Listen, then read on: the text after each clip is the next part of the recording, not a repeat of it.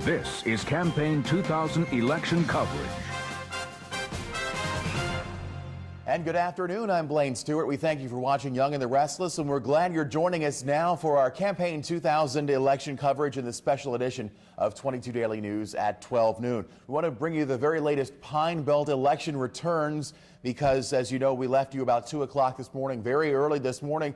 All of the local races were not yet decided, but they have been now. Let's go ahead and take a look at the latest numbers we have. Starting off in the highly contested Mississippi Supreme Court judge race. Here are the numbers. With all of the precincts in, there will be a runoff on November 21st between Justice Oliver Diaz, who came in first place in this election with 39% of the vote, and Judge Keith Sterrett with 31% of the vote. So November 21st, we'll see a runoff between Diaz and Sterrett.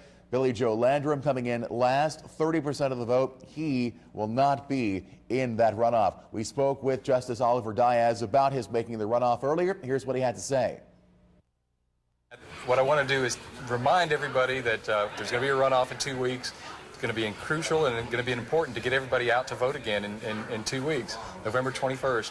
I'm going to continue to focus on the positive, run a positive campaign, focus on my experience, my qualifications, and I think that's what this race is about. And 22 Daily News also caught up with Judge Keith Sterrett, asked him about his feelings on the upcoming runoff. Well, the secret in any runoff is to get your voters back to the polls, and that'll be our main thrust, to find out where the votes came from and to get our voters back to the polls. I think that's obvious for anybody that's going into this runoff.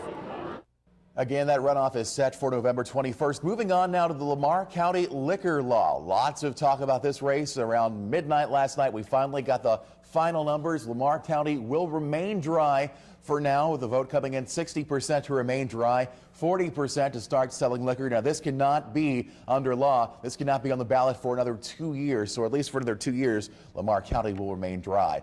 Our next race is for the 3rd Congressional District in Mississippi, and Chip Pickering, the Republican incumbent, easily defeating his opponents, William Thrash and Jonathan Golden, this with all of the precincts reporting in the 3rd District. Moving on to that hotly contested 4th Congressional District seat between Ronnie Shows and Dunn Lampton, and Ronnie Shows is the winner with just about all the precincts in on that one. Shows handily defeats Lampton 58 to 40%. Betty Farr, Ernie Hopkins there coming in with just 1%. And in District 5, this includes Forest, Lamar counties, and most of the coast. Gene Taylor, the incumbent Democrat, easily beating his opponents. Gene Taylor with 79% of the vote over Randy McDonald, Wayne Parker, and Katie Perrone. In the race for U.S. Senate, no question there. Trent Lott, the Senate Majority Leader, will keep his seat in Washington.